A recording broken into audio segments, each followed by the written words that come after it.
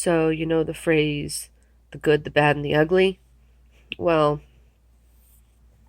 when dealing with COVID, um, I think this video, I'll just focus on, instead of the good, bad, and the ugly, the bad, worse, and the ugly.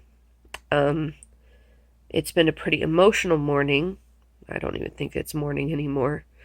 Um, and, um, I mean, my point is that it's important to realize that part of this process, no matter what type of person you are, if you have any symptoms at all, or not even if you have symptoms, even necessarily, if you have symptoms, it would be worse. But if you don't even have any symptoms, but you're on quarantine, that does something to your mind. It does something to your emotions. Most of us, I would venture to say, are semi busy. You know, if you have any sort of work ethic, you work hard when you're at work, and you go home and you still work hard to try to upkeep the house or the apartment or the condo or the trailer or whatever you live in. Family commitments and extracurricular commitments, or taking care of yourself for exercise, or whatever the things that you normally do, almost all of them have to come to a complete halt when you come down with COVID. Both the commitments and the obligations. So, I mean, some people at this stage would be worried about, well, is my job going to pay me while I'm off? Are they going to let me be off? I can tell you that, at least in Indiana, there are many employers that, okay, I'll say the vast majority of employers will expect you to work before you really should be back to work. To their credit, most of them are going off of the nationally recognized 10 days after your symptoms start, you can return to work. What they fail to take into consideration also is that in order for you to return to work, other things that should be met are that the person with COVID should no longer have a fever. For at least 24 hours. They should not be taking any medication that could mask a fever. So Tylenol, ibuprofen, a lot of the Dayquil, NyQuil sort of cold remedy medications over the counter, a lot of those have those antipyretic or fighting the fever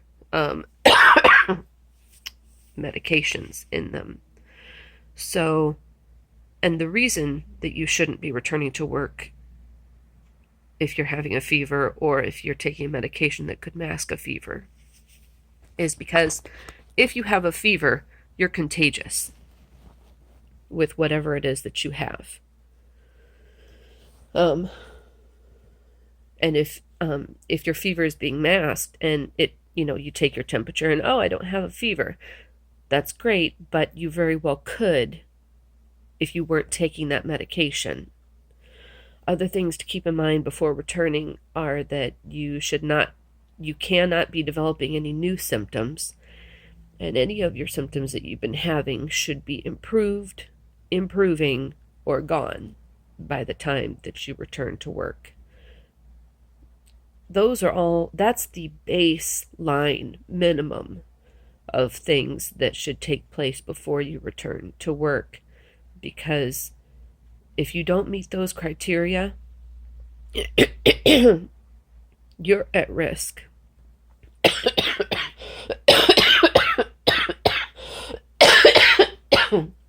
excuse me, the person with COVID is at risk for getting something more on top of what they're already trying to recover from.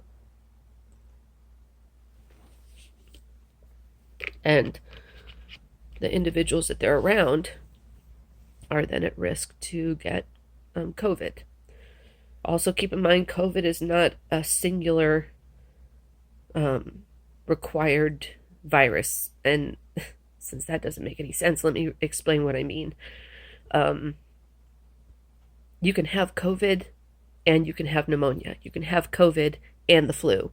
There is a term for that, and I don't know it right now because my brain is not working right. But what I mentioned before as well with the bad, worse, and the ugly, not even talking about work, just talking about yourself. Like I said before, when you're on quarantine, or when you're on quarantine and you're having symptoms that are messing with your, abilities to function in any way, the emotions that you experience are going to be amplified. And they're going to be justifiable. Sadness, loneliness, fear, anger, confusion,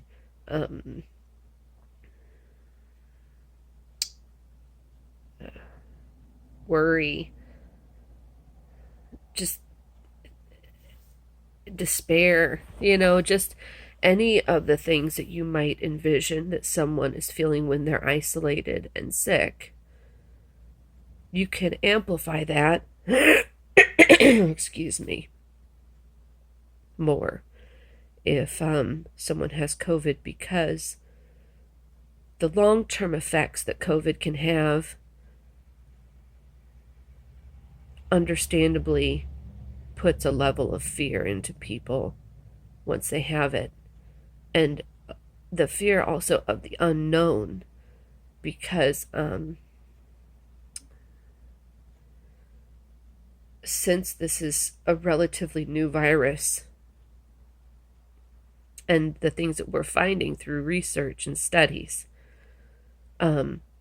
it's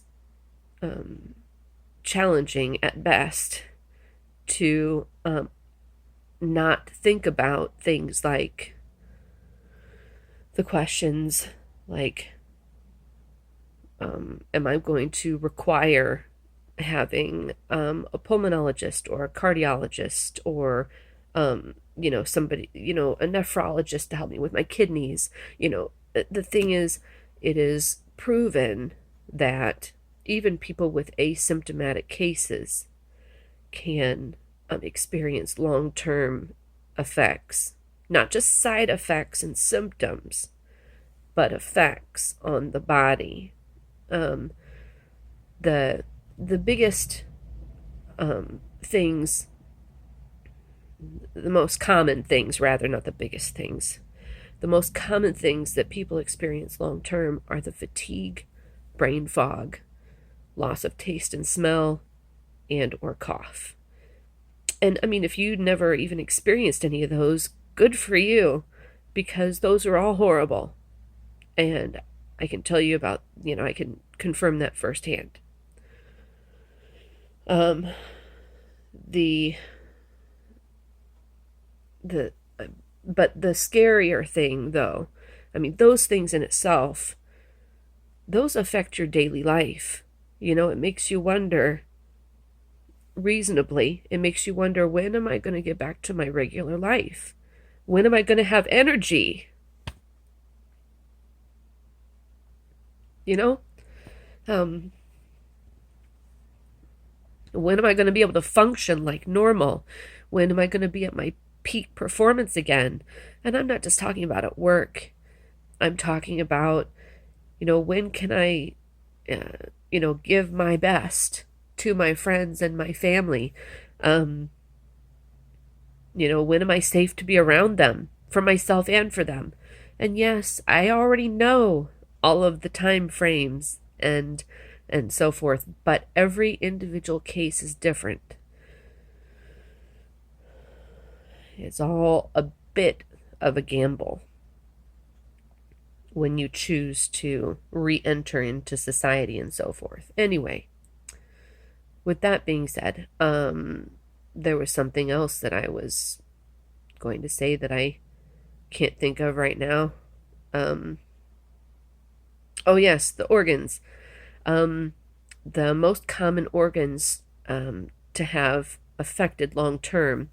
And before there were a lot of research studies done confirming that mild and asymptomatic cases also did have some organ involvement. If you are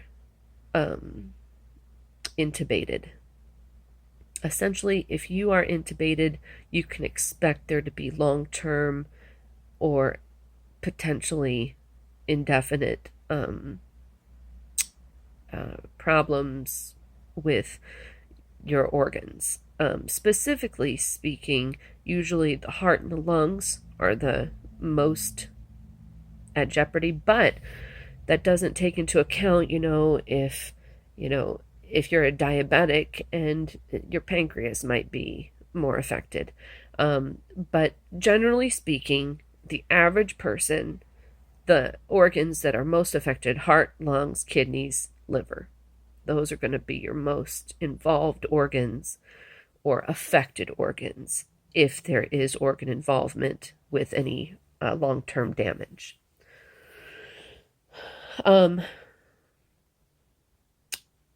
So I guess the point of this video is I don't think that there is any good of the good, bad, and the ugly example that I gave when it comes to COVID. But it's normal to go through these sometimes everyday cycles of emotions and questions just rattling around in your brain. And to be fair, really nobody can answer them with certainty. We have educated guesses. We have studies that show this and that, but every individual case is different, and I would recommend hoping for the best and preparing for the worst, because you never know, and not being prepared for something difficult makes that issue more difficult when it comes around. So, just realize that all the emotions and frustrations and fears and or crying spells that you might have, those are all perfectly normal and expected and justified and understandable. So, the end.